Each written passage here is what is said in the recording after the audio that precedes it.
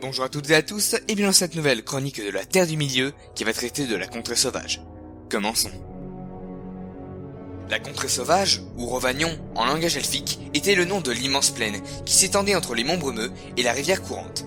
Bornée au nord par les montagnes grises, la lande desséchée et les collines de fer, elle s'étirait au-dessus jusqu'aux Emyn-Muil et aux montagnes de cendres à la frontière nord du Mordor.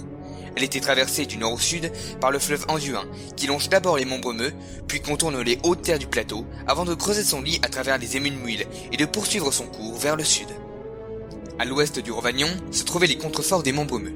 Non loin de la vallée d'Azanul-Bizarre, proche de la sortie des mines de la Moria, se trouvait le royaume forestier de Lorien, qui fut gouverné par Celeborn et Galadriel lors de la guerre de l'Anneau.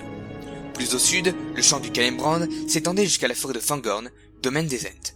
Du côté est de l'Anduin s'étiraient d'abord de vastes prairies, qui faisaient finalement place à la forêt de Mirkwood, aussi appelée Forêt Noire. Au sud de celle-ci se trouvaient les Terres Brunes, anciens jardins des Ents-Femmes, qui n'étaient plus qu'une terre aride et désolée à la fin du Troisième Âge, après avoir été ravagée par la guerre. Entre les Terres Brunes et la mer de Run, dans laquelle venait se jeter la rivière courante, s'étendaient de nouveau de vastes prairies, qui se transformaient peu à peu en désert, à mesure qu'on se rapprochait des monts de cendres. Au début du Troisième Âge, les nains de la lignée de Durin, les elfes sylvains et les hommes vivaient en bonne entente dans la contrée sauvage, bien que les peuples de Thranduil, au nord de la forêt, et d'Amroth, en Lorien, aient subi de terribles pertes lors de la guerre de la Dernière Alliance qui vit la chute de Sauron. Après l'embuscade qui coûta la vie au roi Isildur et à la disparition de l'Unique, près du champ d'Osiris, les orques laissèrent les autres peuples en paix. Entre 490 et 541 du Troisième Âge, les Orientaux s'attaquèrent une première fois au Gondor, en passant par les plaines du sud du Rhovanion. Ils furent finalement repoussés par le roi Turambar. La puissance du Gondor progressa alors vers l'est et atteignit son apogée vers l'an 1500 du Troisième Âge, quand le royaume s'étendait de la mer de Run jusqu'à la lisière sud de la forêt. À cette époque, une ombre commença néanmoins à s'abattre sur la forêt, bientôt renommée Forêt Noire. Prévoyant, Thranduil fit alors bâtir son palais souterrain afin de servir de forteresse à son peuple en cas de guerre. Il n'était pas le seul à craindre un conflit. Une partie des hobbits, qui demeuraient dans les vals de l'Anduin, migrèrent vers l'Ariador, une autre grande région de la Terre du Milieu. 3 siècles plus tard, les ancêtres de Sméagol repassèrent les montagnes pour s'établir à nouveau dans les terres sauvages. Durant la première moitié du 8e siècle, les attaques d'Orientaux reprirent, mais ils furent mis en déroute par le régent Minalcar, en 1248, qui détruisit tout leur camp à l'est de la mer de Rhône. Il fit aussi fortifier les berges occidentales de l'Anduin et noua une alliance avec Vidugavia, roi dont les territoires s'étendaient entre le Mirkwood et la rivière courante. Le fils du régent, Valacar, se maria avec Vidumavi, fille de Vidugavia. Ce mariage fut contesté, si bien que Eldalcar, fils de Valacar, fut chassé par une rébellion lorsque vint son tour de monter sur le trône. Il se réfugia alors dans la contrée sauvage et rassembla ses troupes, avant de mener une offensive victorieuse en 1447. Après son rétablissement, il encouragea de nombreux hommes du Nord à s'établir en Gondor. Entre 1635 et 1636, la grande peste ravagea le Gondor et le Rhovanion, ce qui affaiblit considérablement les deux royaumes. 2 siècles plus tard, les gens des chariots, manipulés par les émissaires de Sauron, commencèrent à s'attaquer au Gondor. En 1856 du Troisième Âge, le roi Namarsil II fut tué et le Gondor perdit ses territoires orientaux au nord de l'Emyn-Muil. Les hommes du Nord furent ainsi réduits en esclavage ou prirent la fuite. Certains s'établirent dans le val de l'Anduin sous le commandement de Marwili, un descendant de Vidugavia. Pour le Gondor, les victoires et les défaites s'alternèrent jusqu'à ce que le général et futur roi Eärnil remporta sur les gens des chariots une victoire décisive en 1944. Après la chute du roi sorcier d'Angmar, certains hommes du Nord émigrèrent vers les sources de l'Anduin et se renommèrent Éothel. Peu de temps après, le terrible Balrog s'éveilla en Moria et tua le roi Nain Ier. Les nains s'enfuirent et Train Ier fonda un nouveau royaume, sous la montagne solitaire, Erebor. Beaucoup d'elfes de Lorien fuirent aussi, et le roi d'Amroth disparut.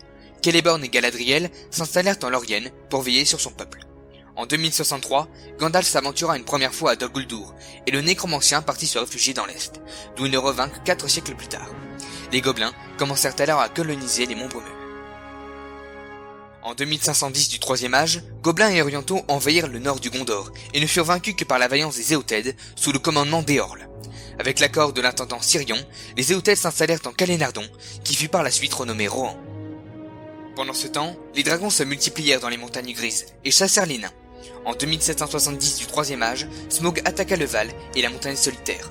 20 ans plus tard, le meurtre de Tror déclencha la guerre des nains et des gobelins, qui s'acheva par une coûteuse victoire des nains en 2799 à Azanul-Bizarre. En 2850, Gandalf découvra que le nécromancien n'était autre que Sauron, mais le Conseil Blanc dirigé par Saruman n'accepta de lancer une attaque qu'en 2941. Cette même année, l'expédition d'Erebor aboutit à la mort du dragon Smaug et à la bataille des 5 armées, où les gobelins furent défaits. Durant le combat, Thorin II mourut. Ce fut alors Dain II, Pied d'Acier, son cousin, qui devint roi sous la montagne, et Bard, roi du Val. Toutefois, Sauron se réinstalla en Mordor dès 1951 et envoya 3 Nazgûl réoccuper Dol Guldur.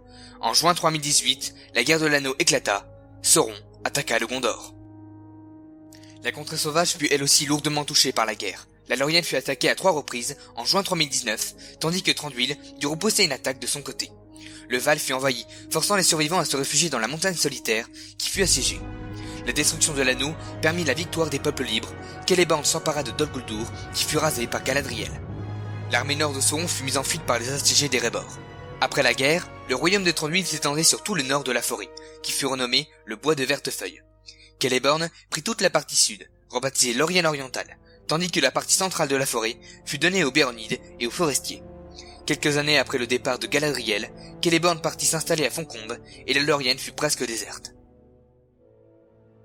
On sait très peu de choses sur la contrée sauvage durant le 4e âge. On peut néanmoins supposer que le Gondor réclama quelques territoires.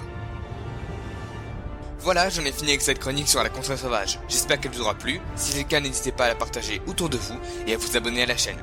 On se retrouve bientôt pour une vidéo sur les Valar. Allez, salut à tous!